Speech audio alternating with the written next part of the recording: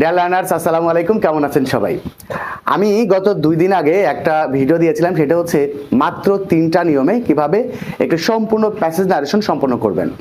তো আজকে আমি 2টা বোর্ড কোশ্চেন সলিউশন করে আমি দেখিয়ে দেব যে ওই যে 3টা নিয়ম আমি গত ক্লাসে আলোচনা করেছিলাম, ওই 3টা নিয়মের মাধ্যমে কিভাবে একটা সম্পূর্ণ প্যাসেজ নারেশন সম্পন্ন করা যায়। আমি এবং যে বোর্ড কোশ্চেনগুলো সলিউশন করব সেটা হচ্ছে 2024 সালের, অর্থাৎ এসএসসি 2024 সালের 2টা বোর্ড কোশ্চেন সলিউশন করে আমি সেই নিয়মগুলো আমি একটা একটা করে প্রয়োগ করে আমি আপনাদেরকে দেখাবো যে কিভাবে মাত্র 3টা নিয়মে প্যাসেজ নারেশন সম্পন্ন করা যায়। এবং আপনারা যারা গত ক্লাসের ভিডিওটি দেখেননি, আমি এই ভিডিও ডেসক্রিপশন বক্সে লিঙ্ক দিয়ে দিচ্ছি, আপনারা সেখান থেকে গত ক্লাসের ওই ভিডিওটি দেখে নেবেন। এছাড়া আপনাদের মধ্যে যাদের সেন্টেন্স ন্যারেশনের সমস্যা রয়েছে, পার্সন পরিবর্তনের সমস্যা, টেন্স পরিবর্তনের সমস্যা, ওয়ার্ড পরিবর্তনের সমস্যা, সেন্টেন্স ন্যারেশনের সমস্যা, আমি আরও 3টা ভিডিও লিঙ্ক আমি এই ভিডিও ডেসক্রিপশন বক্সে দিয়ে দিয়েছি। সেখানে ন্যারেশন চেঞ্জের একদম জিরো লেভেল থেকে প্যাসেজ ন্যারেশন পর্যন্ত টোটাল নিয়মটাই সেই 3টা ভিডিওর মধ্যে দেওয়া আছে। আপনারা তারা ওই 3টা ভিডিও দেখে নেবেন। আর আজকের ভিডিওটি দেখবেন, তাহলে ইনশাল্লাহ আপনারা প্যাসেজ ন্যারেশন সারা জীবনের মতো করতে পারবেন। কখনোই ইনশাল্লাহ প্যাসেজ ন্যারেশন ভুল হবে না। তো কথা না বাড়িয়ে চলে যাচ্ছি সরাসরি কম্পিউটার স্ক্রিনে। সেখানে গিয়ে আমি 2024 সালের 2টা বোর্ড কোশ্চেন সলিউশন করে আমি আপনাদেরকে দেখানোর চেষ্টা করছি। বরিশাল বোর্ড 2024 এবং রাজশাহী বোর্ড 2024 এবং বরিশাল বোর্ড 2024, অর্থাৎ রাজশাহী বোর্ড 2024 এবং বরিশাল বোর্ড 2024 সালের একই প্রশ্ন হয়েছিল, সেটা আমরা একটু করি। তো একই নিয়মে করব আমরা। প্রথম কাজ হচ্ছে প্রথম সেন্টেন্সের আমরা সেন্টেন্স নারেশন করব। তাহলে প্রথম সেন্টেন্সে হোয়াট আর ইউ ডুইং, কথা বলেছে রিফাত সেড টু সিফাত।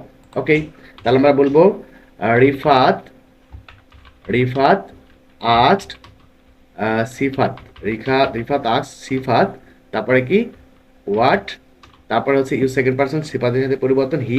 আরেকটা জিনিস মনে রাখবেন, যদি সাবজেক্ট এবং অবজেক্ট, রিপোর্টিং ভার্বের সাবজেক্ট, রিপোর্টিং ভার্বের অবজেক্ট পুরুষ অথবা মহিলা হয়, তাহলে মানে যদি একই লিঙ্গের হয়, তাহলে যে পার্সনগুলো চেঞ্জ করবেন সেই পার্সনগুলোর প্রথম অক্ষরটা দিয়ে দেবেন, যা কার সাথে চেঞ্জ করছেন। তো আমরা এটা চেঞ্জ করছি হচ্ছে সিফাতের সাথে, এই জন্য আমরা একটা এস দিয়ে দিলাম, সিফাত, তারপরে ওয়াজ ডুইং।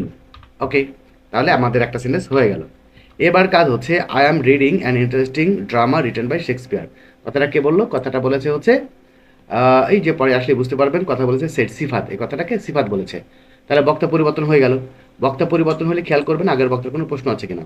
যদি প্রশ্ন থাকে তাহলে আপনারা কি করবেন, রিপোর্টিং ভার্বের subject plus replied that plus personless word পরিবর্তন।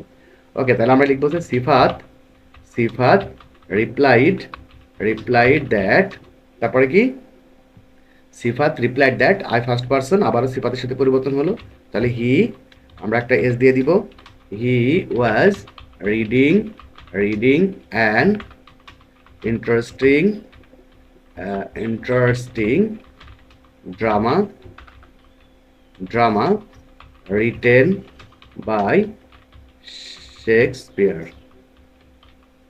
By Shakespeare. ওকে, তাহলে আমাদের এই সেন্সটা হয়ে গেল। আচ্ছা, এখনও কিন্তু বক্তার কথা শেষ হয় নাই। Hot and interesting drama it is, কথাটা কার? এই কথাটা হচ্ছে সিফাতের। তো একই বক্তা যখন এরকম ডাবল কথা পাবেন তখন কি করবেন, যোগ করে দিবেন। তাহলে এটা হচ্ছে এক্সক্লেমেটরি সেন্টেন্স, এই জন্য আমরা বলবো হচ্ছে and exclaimed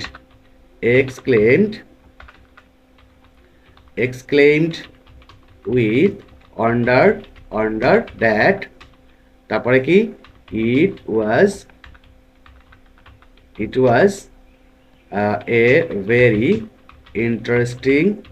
interesting drama. Okay, drama, তাহলে এই কথাটা কিন্তু হয়ে গেল।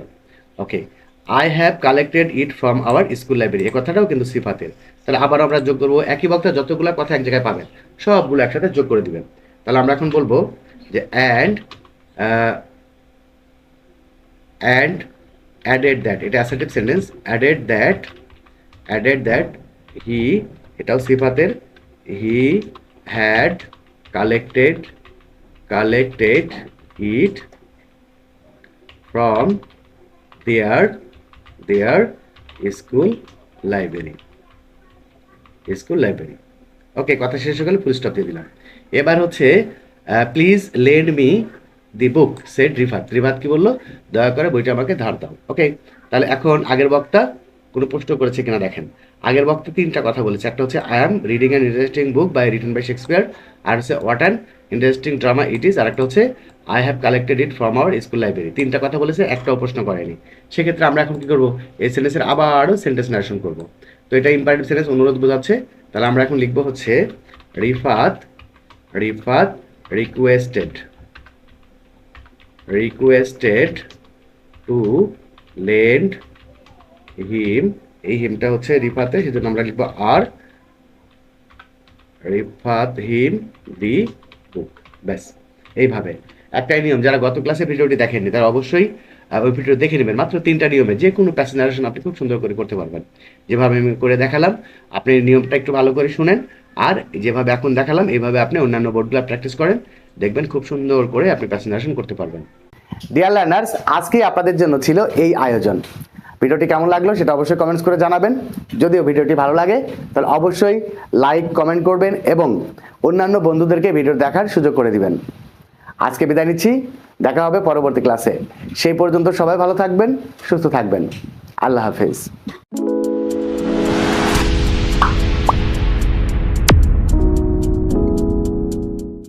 ইংলিশ লার্নিং পয়েন্ট বিডি, সেরাদের জন্য সেরা, দুর্বলদের জন্য সেরা।